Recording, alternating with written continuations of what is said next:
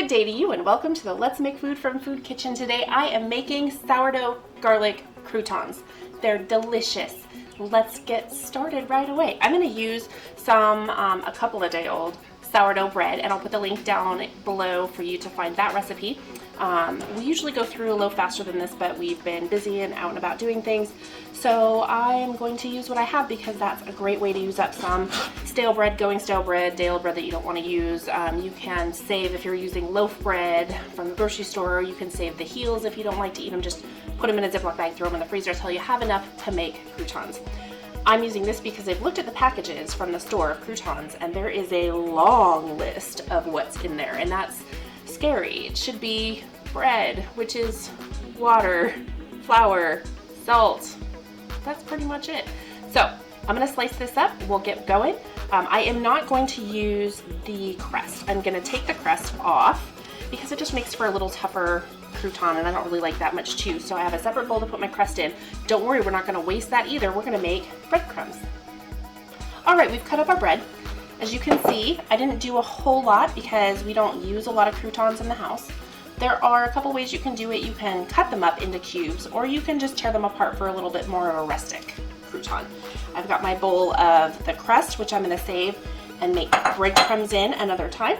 I've got my baking sheets ready to go. So the next step that we want to do is combine our butter, and that's about 1/4 cup of butter and 1/4 cup of olive oil. And then we want to put in our garlic. And this is 2 crushed garlic cloves. You can make them into a paste too if you prefer. This is a generous tablespoon of sea salt, and I'm going to put most of it in there. And then if you want to sprinkle some on top after you're done baking, you can if you don't think they're salty enough. Salt is usually a health choice and a taste choice, so if you're on a low sodium diet, maybe back off the salt a little bit. All right, so we're done with that. All I'm going to do is take my mixture and I'm going to drizzle it on, and I'm going to make sure that I'm moving forward some of those garlic little pieces. And that's all I'm going to use to start with because I want to see how much I've got in my bowl. I don't want them to be jumping out of my bowl, and I don't want them to be saturated either.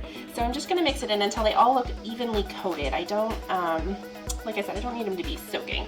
So I'm going to pull some more out, of course, with those lovely garlic chunks. I am a big fan of garlic, especially when it's fresh. And once I see that it is well coated, I don't want to see a bunch of dry spots in the croutons. That's what's going to give it our flavor, is the salt, the garlic, the butter, and the oil. And you can use just butter or just oil, but I like the combination that you get between the two. So I mix them, and I think it looks really good. I'm going to show you what that looks like. Okay. So the next thing we're going to do, I guess I only needed 1 pan here, even though I got out 2.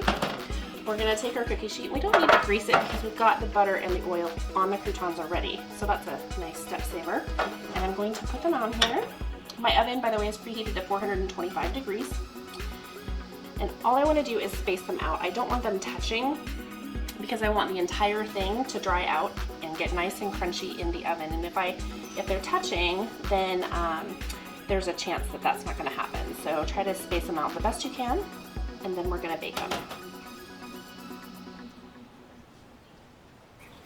All right, I think this looks pretty good, nice and spaced out. I'm going to stick them in the oven. I'm going to set a timer for 10 minutes and check on them. Usually takes about 15 to 20 minutes. It just depends on the type of bread you use, how thick they are, how much oil you used. You know what a crouton should taste like, right? It should be crunchy, it should not be moist. So that's what we're going for. Check it at 10 minutes and then check it every couple of minutes after that until you are satisfied. I did it again. I walked away, I did dishes, I stopped paying attention, and I burnt some croutons. I don't do this on purpose, I swear.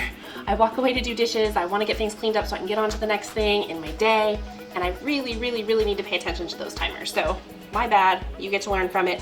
Here's typically what they should look like. I took off the ones that didn't burn, and you can see they're mostly golden. This is a really nice one right here. These are all nice and toasty, crunchy, cooled off, ready to go in a salad. Now let's check for our salt content. Perfect. Nope, no more salt. I use salted butter, by the way, just so that you adjust for that. If you use unsalted butter, you might use more. So These are perfect. I'm gonna make a Caesar salad, and these are going on top. Let us know in the comments if there's something you'd like to see us make. From my kitchen to yours, let's make food from food.